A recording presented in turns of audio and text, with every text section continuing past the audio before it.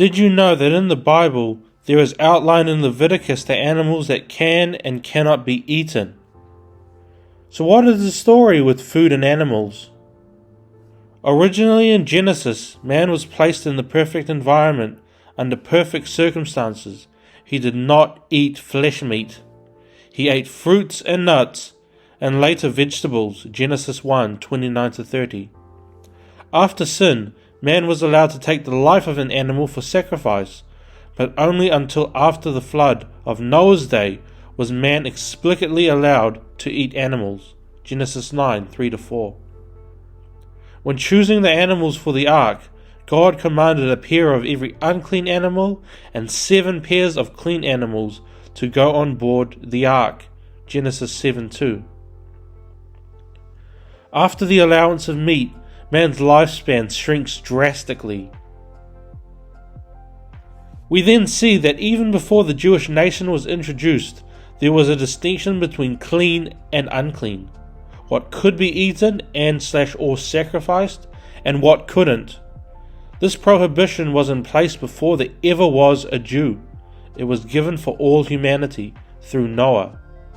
God gave the law of clean and unclean to protect humanity from physical disease and contamination.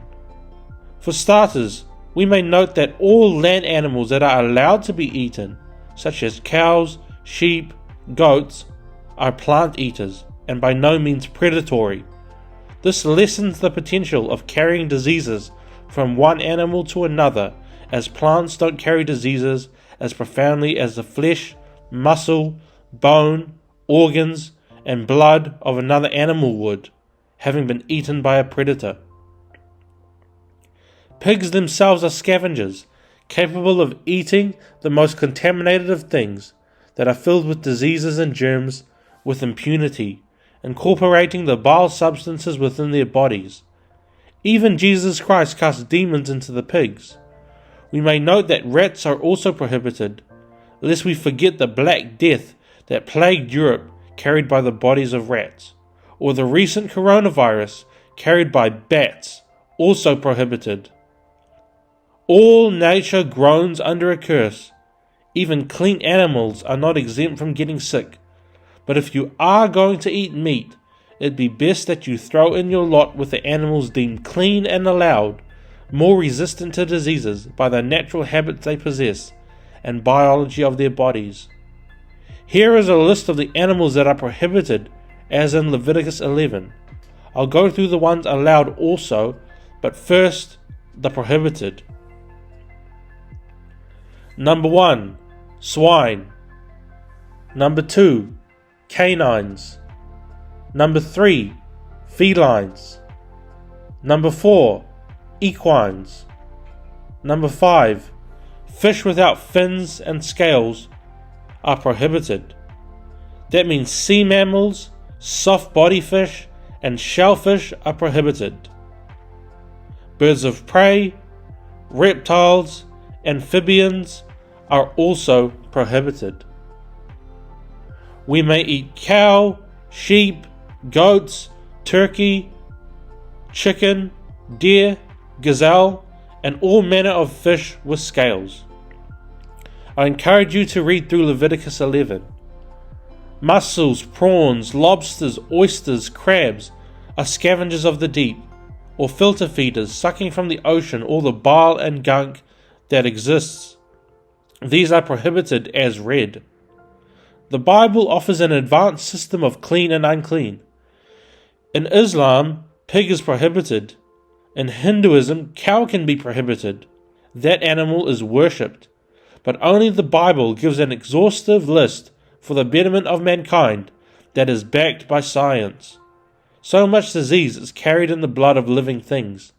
An animal prone to sucking gunk and toxins from the ocean, like mussels or oysters, or consuming the gunk of the earth, like a pig, will no doubt be more prone to the spreading of diseases, like cancer, which do not spread in plants. People have even died from consuming oysters, or suffered from poisoning. Ecosystems have even died when mussels were overconsumed, leaving the seas no barrier to contamination because the filter feeders were eaten.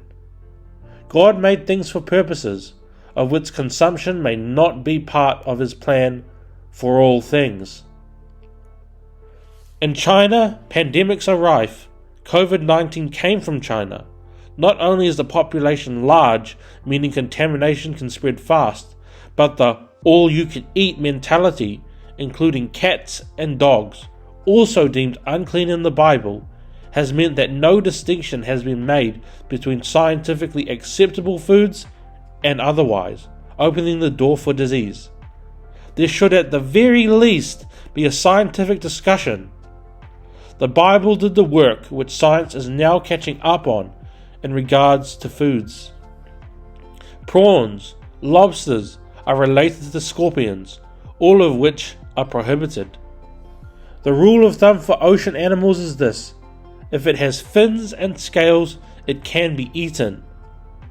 The Bible talks about chewing the cud, which is a term used to describe the portion of food returned from the stomach for further chewing. This means the food is decontaminated through a vigorous digestion process which cows exemplify. Even if unclean animals were in a controlled environment where only the cleanest foods were given, the inherited bodies themselves are unclean, prone to diseases, carried in the biological switch of the DNA. But we may thank God for such animals. Ducks and geese, prohibited for eating, play a crucial part in maintaining balance from bugs that otherwise kill plant life, and are great for clearing contaminated fields and lakes for habitable, healthy life. But when these decontaminators are taken from their natural environment to be consumed, ecological problems occur. For example, frogs maintain mosquito populations, helping fight malaria. Eat what is deemed clean for a healthy life. God wants to bless you. Eat your steak, lamb chops, chicken, with happiness in your heart. If you are going to choose to eat meat, choose the cleanest. A fully plant-based diet is the best protector from disease. It is the original diet. Some may wish to transition to that also in time. So, should Christians eat pig? The Seventh-day Adventist Church has exemplified the forestated concepts in their health message and still adhere to the clean and unclean protocols. They live longer than most, 8 to 10 years longer, and have more abundant lives. This was in a study that covered the blue zones of the world, zones of health and longevity. Be wise, be healthy, and remember, God knows best about health.